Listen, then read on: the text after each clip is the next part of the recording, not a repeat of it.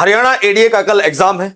बहुत सारे बच्चे इस प्रेशर में हैं कि भाई हमारे साथ क्या होगा, हम क्या पढ़ें, लास्ट समय में रहता है, क्या हमें सेंटर से पहले कुछ पढ़ना चाहिए, बहुत सारे सवाल होते हैं। लेकिन विद्यारथ आपको एक बात कहता है, आपने जितनी मेहनत करनी थी वो आप कर चुके हो।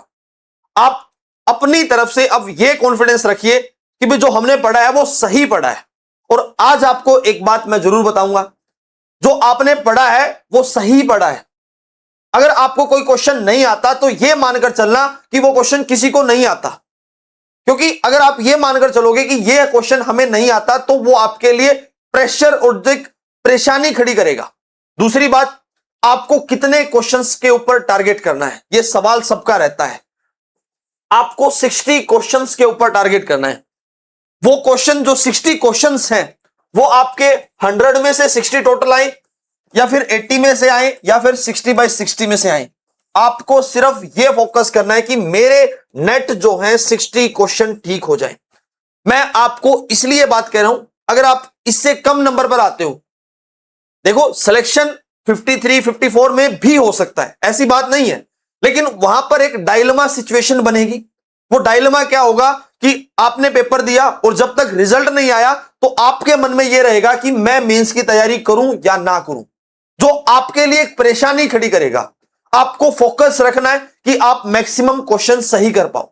उसके साथ साथ आपको क्या करना है, जब आप तैयारी करो, जब आप पेपर करो तो यह मानकर चलिए कि जो लॉ का पेपर है उसमें आप 40 क्वेश्चन आसानी से निकाल पाओ, और जीएस का जो पेपर है उसमें आप 20 क्वेश्चन एटलीस्ट निकाल पाओ।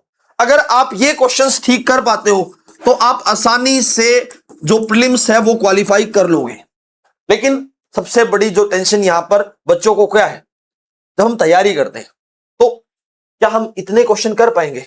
जिस तरीके से पेपर आ रहा है, भाई पेपर कैसा भी आए आपको उससे फर्क नहीं। आपको सिर्फ और सिर्फ 2-3 बातों का ध्यान रखना है। जब आप क्वेश्चन पेपर को पढ़ोगे ना, आपको बहुत आराम से पढ़ना है, हर एक क्वेश्चन को पूरा पढ़ना है। वहां पर आपको not correct, only 1 statement correct, only 2 statement correct, only 3 statement correct, correct explanation है या नहीं है, जो एआर के जो क्वेश्चन होते हैं, एसएसएन रीजन के क्वेश्चंस होते हैं, ठीक है। उसके साथ साथ बोथ करेक्ट और नन, ये 3-4 प्रकार के क्वेश्चन आपको दिखाई देंगे। याद रखना, आपको कोई ऐसा क्वेश्चन, बहुत मुश्किल चांस है कि आपको डायरेक्ट दिखे, यानी एक क्वेश्चन उसके नीचे स्टेटमेंट। ऐसा जो पेपर के अंदर बहुत कम क्वेश्चन दिखेंगे, ज्यादातर क्वेश्चन आपको इस पैटर्न में दिखेंगे। यहां सबसे बड़ी गलती क्या होती है, कई बार जो एग्जामिनर है वो आंसर का फेरबदल कर देता है। कैसे? आप लोगों ने जो एक आइडियल सिचुएशन पढ़ी है, पहली ओनली 1, ओनली 2, सी में बोथ और नन, इस तरीके से आता है। कई बार इनकी जो सीरीज है वो चेंज कर देता है, जिसकी वजह से परेशानी होती है। एक और बात, आपको एटलीस्ट 2 रीडिंग पेपर के अंदर करनी है, ठीक है। पहली रीडिंग के अंदर मैक्सिमम क्वेश्चन सोल्व करने की कोशिश कीजिए, और वहां पर आप शॉर्ट 50-60 क्वेश्चन निकालने की कोशिश कीजिए। अगर आप वहां पर 50-60 क्वेश्चन आसानी से निकाल सकते हो तो आपको जो अटेम्प्ट है, नंबर ऑफ अटेम्प्ट है, वो 80-85 तक ही रखना है। अगर बाय दी चांस ये 50-60 क्वेश्चंस में जो अगर आपके मान लीजिए 10-12 क्वेश्चन गलत भी हो जाते हैं तो आप नेट 60 क्वेश्चन पर ठीक हो जाओ, ठीक है जी। आपको कोशिश करनी है कि आप इसके तहत अपनी पूरा का पूरा जो क्राइटेरिया है वो लेकर चलिए। देन आपके साथ एक ई ऑप्शन की बात है, ई ऑप्शन जरूर भरकर आना है, क्योंकि एचसीएस के एग्जाम के अंदर बहुत सारे बच्चों की जो आंसर शीट थी वो कैंसिल हो गई थी क्योंकि उन्होंने ई ऑप्शन नहीं भरा था। मतलब कई बार कहते हैं कि भाई हमने 2 छोड़ दिए, 3 छोड़ दिए, नहीं भाई छोड़ना। अगर छोड़ोगे तो उसका नंबर भी तो कटेगा ना। आपको ई पूरे अटेम्प्ट तक भरना है, ठीक है। लास्ट की 5 मिनट ई को दीजिए। अब कितने क्वेश्चन अटेम्प्ट करने चाहिए ये सवाल है ना। सबसे बड़ी बात, आइडियल जो एक रहता है कि 80-85 तक हर कोई सोल्व करता है।